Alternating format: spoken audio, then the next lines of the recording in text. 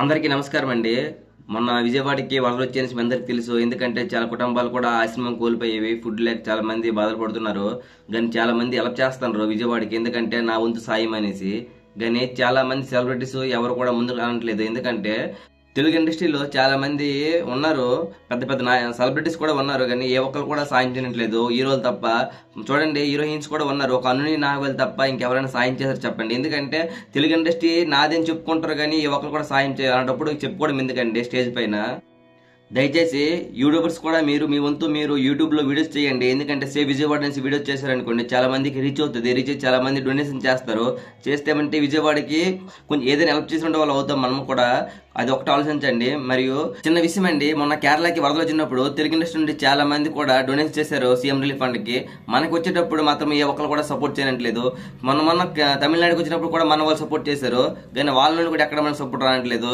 తెలుగు వాళ్ళు ఎప్పుడు నువ్వు చెయ్యి చాస్తారండి, కానీ ఈసారి చాస్తున్నాం. ఎందుకంటే మాకు ఇంత నష్టమైంది కాబట్టి కొంచెం హెల్ప్ చేస్తారనేసి. మీరు చేసే హెల్ప్ అనేది చాలా మందికి ఉపయోగపడుతుంది. ఎందుకంటే సీఎం రిలీఫ్ ఫండ్ నుండి చాలా మందికి అమౌంట్ డొనేట్ చేయడం కానీ, లేకపోతే ఏమంటే ఫుడ్ సప్లై కానీ, లేకపోతే వాళ్ళ యొక్క అవసరాలకి ఏదైనా ఉపయోగించడం జరుగుతుంది. మెడిసిన్స్ కోసం కానీ దేని కోసమైనా మన ముందు మనం సాయం చేయండి. చూసారా, పవన్ కళ్యాణ్ గారు 4 కోట్ల రూపాయలు ప్రతి పంచాయతీకి ఇచ్చారు. అదండి, ఆ విధంగా సాయం చేస్తే బాగుంటుంది అనుకుంటున్నాను. మీరు కూడా సాయం చేస్తారని మనస్ఫూర్తిగా కోరుకుంటున్నానండి. ఈ ఒక్క హెల్ప్ చేయండి ప్లీజ్ అండి. దేశంలో ఎక్కడో జరిగిన ఒక సంఘటనకి రియాక్ట్ అయ్యే వాళ్ళం మనము.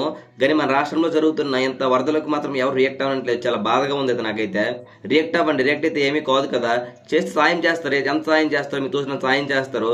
10 రూపాయలైనా సాయం చేయొచ్చు, 100 రూపాయలైనా సాయం చేయొచ్చు, 1000 రూపాయలైనా సాయం చేయొచ్చు. మీకున్న డబ్బులు బట్టి మీరు సాయం చేస్తారు కదా. ఒకటి ఆలోచించండి. ఎందుకంటే ఇంత కష్టాల్లో ఉన్నప్పుడు మనం ఆదుకుంటే మంచిదండి. ఏదైనా సినిమా టికెట్కి వెళ్తాము, సినిమా టికెట్ 300 రూపాయలు అవుతుంది. అదే 300 రూపాయలు సినిమాకి వెళ్ళకంట ఈ సీఎం రిలీఫ్ ఫండ్కి ఇస్తే బాగుంటుంది కదా నా ఒపీనియన్. ఒకసారి ఆలోచించండి ప్లీజ్ అండి.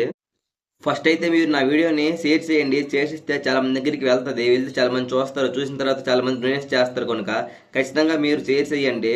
ఒక హెల్ప్ చేయండి ఫ్రెండ్స్. ఎందుకంటే ఇవి నా కోసం కాదు, మన విజయవాడ కోసము, మన రాష్ట్రం కోసము. కొన్ని ఒక హెల్ప్ చేస్తారని మనస్ఫూర్తిగా కోరుకుంటున్నాను. ఇట్లు మీ టెక్కల్ ప్రసాద్.